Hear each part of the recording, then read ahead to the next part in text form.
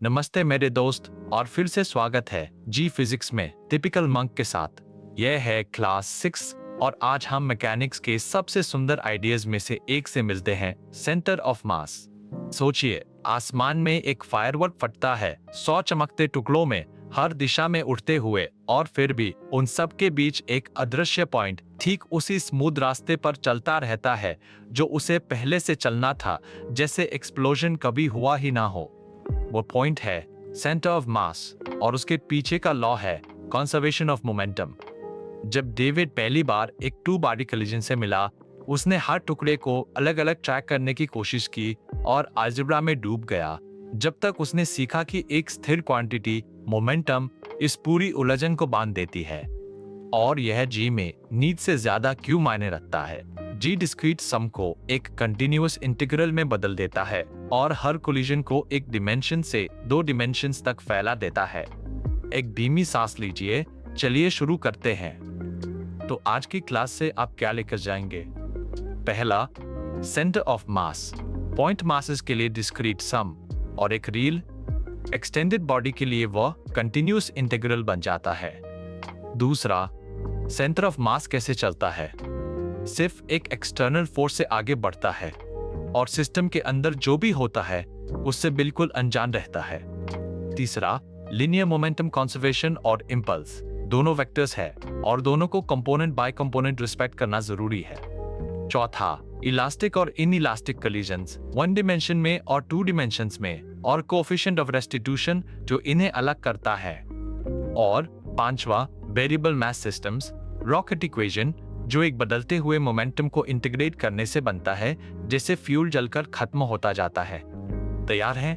One idea at a time. चलिए वो 4 ईंटें रखते हैं जिन पर आज की पूरी क्लास बनेगी। पहला, discrete centre of mass, position का एक वेटेड एवरेज, हर टुकड़े का मास टाइम्स पोजीशन, सबको जोड़कर टोटल मास से डिवाइड किया गया।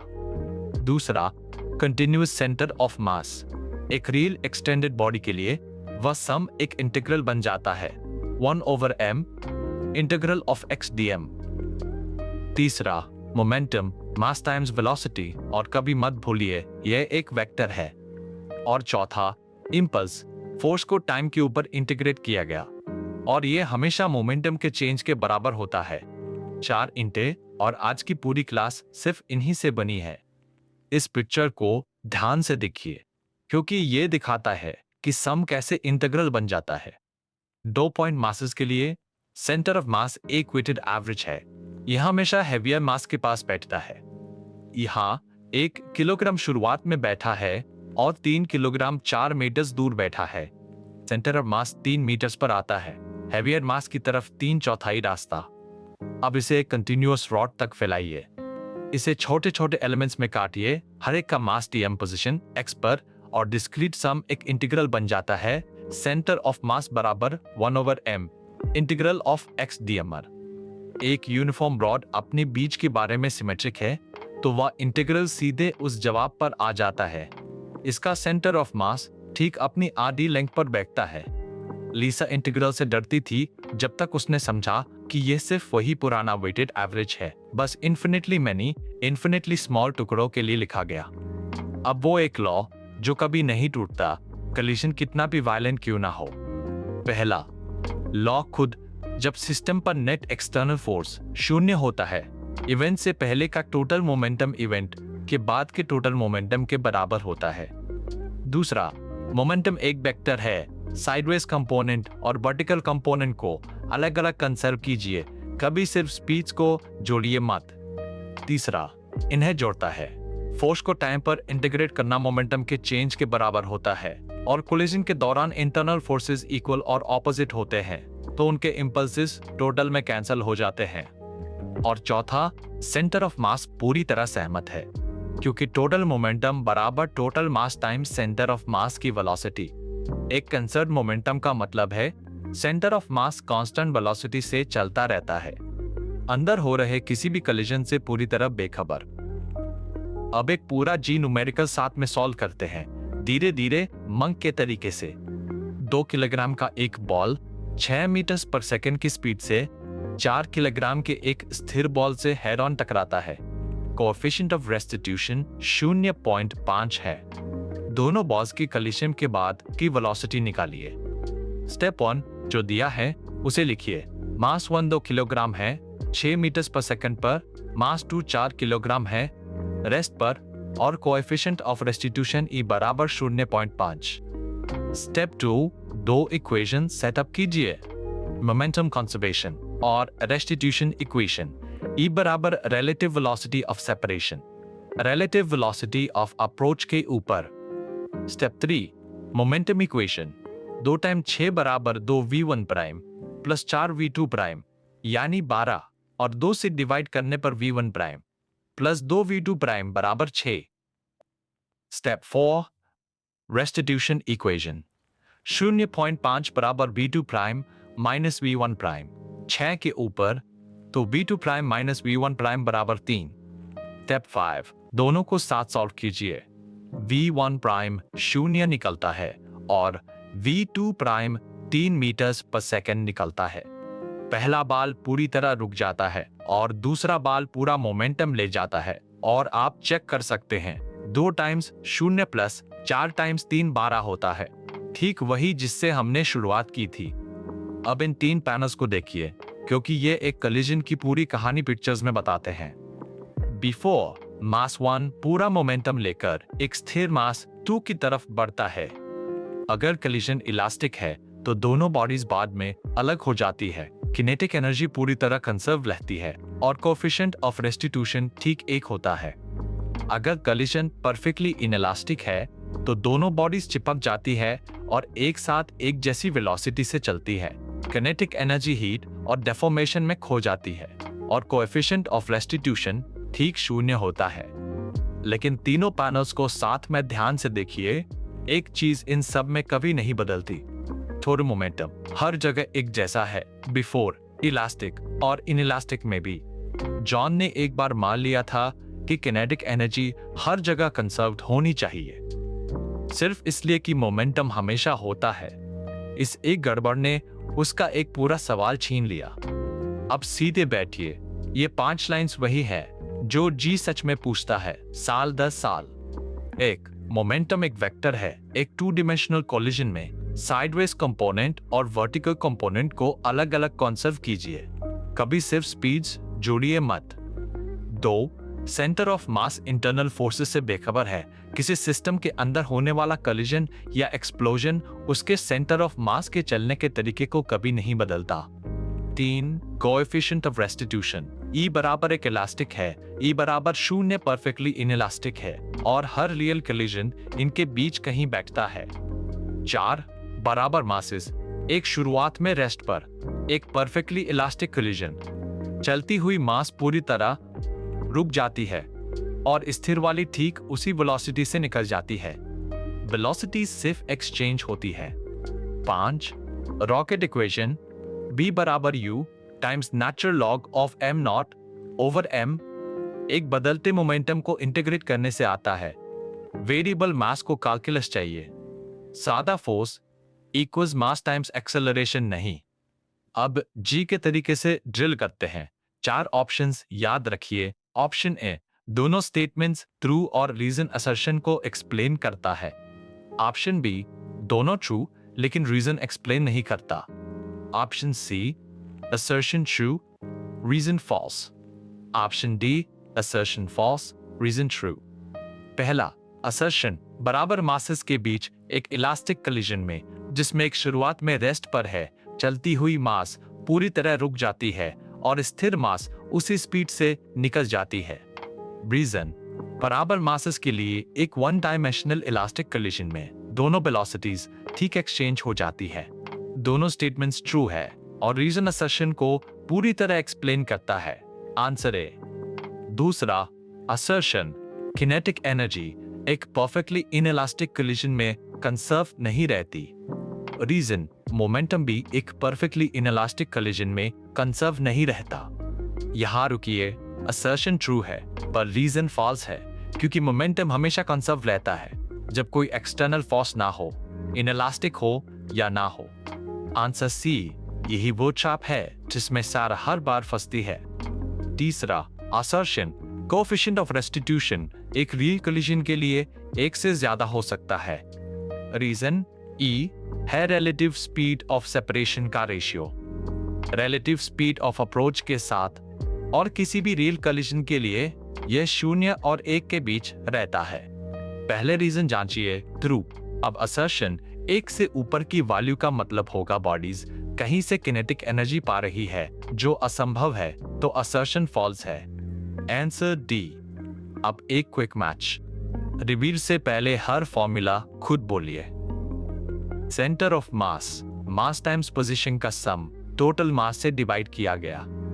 इंपल्स फोर्स को टाइम पर इंटीग्रेट किया गया मोमेंटम के चेंज के बराबर। Coefficient of restitution, relative velocity of separation, relative velocity of approach से डिवाइड किया गया।